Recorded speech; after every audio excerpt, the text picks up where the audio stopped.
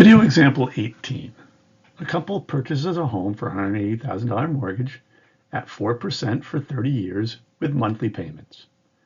What will the remaining balance on their mortgage be after 5 years? So this is a mortgage question, so we're going to use a conventional loan, and the formula is given by this. We can see that P0 represents the amount of the original loan, D is the loan amount, R is the annual interest rate in decimal form, K is the number of payments per year, and N is the length of the loan in years. So we need to figure out what we're given and put the numbers in the right spots. So going back to the question, a couple purchases a home with a $180,000 mortgage. So that $180,000 represents P0. That's the original loan. So that's going to go in where we see P0. At 4%, 4% is a rate, so that's going to go in for R, but it has to be in decimal form, so we're going to put R as 0.04. For 30 years, that's the length of the loan. Length of the loan is represented with N, so N is 30, with monthly payments, which means that we have 12 payments in the year, so K is 12. So in our formula, wherever we see a P, we're going to put $180,000. Where we see R, we're going to put 0.04. Wherever we see N, we'll put 30. And wherever we see a K, we're going to put 12. What will the remaining balance on their mortgage be after 5 years?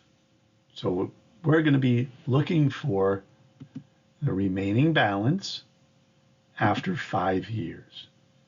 Well, if we've worked on our loan for 5 years, that means that we have 30 minus 5 years to go, or 25 years remaining.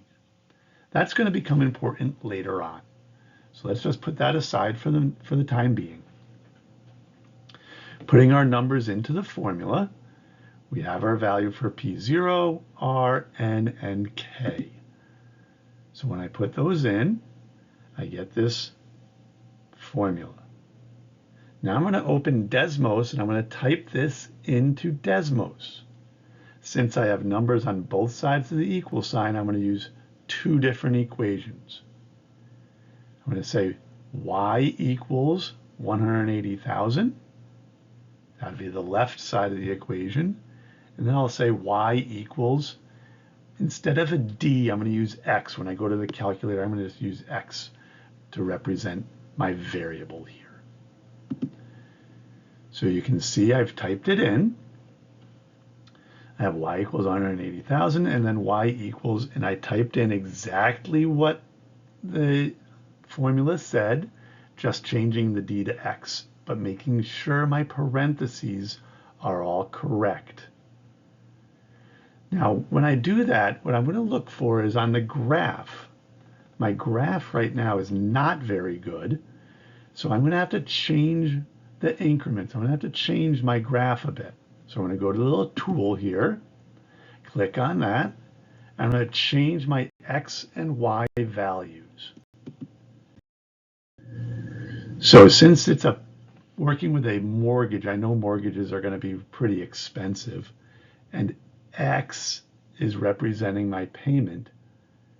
So I'm going to change my payment to go from 0 to 2,000 because I'm not really sure what the payment is, but I'm pretty confident it's going to be less than $2,000 a month.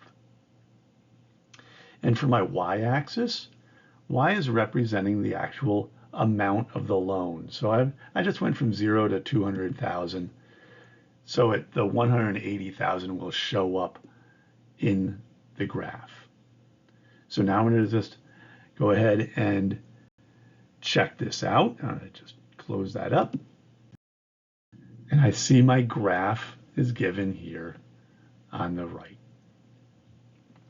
And where those two lines intersect, right there, tells me the actual payment that will get me to $180,000 after 30 years, which is given right here.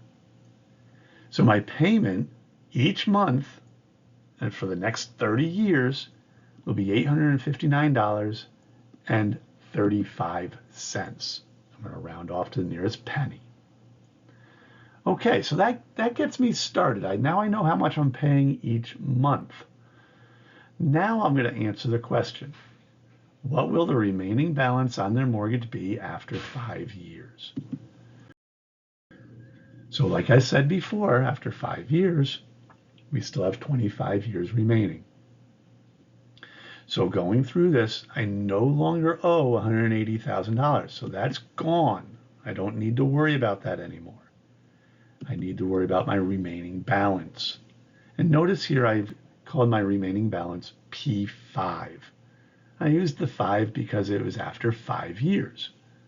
So it's kind of just taking the place of the P0. And I no longer have 30 years on my mortgage, so I'm going to get rid of that. And I'm going to put in the 25 years that I have remaining. So now I have a new P and a new N. And I also have D this time. So I'm going to put in all of my information.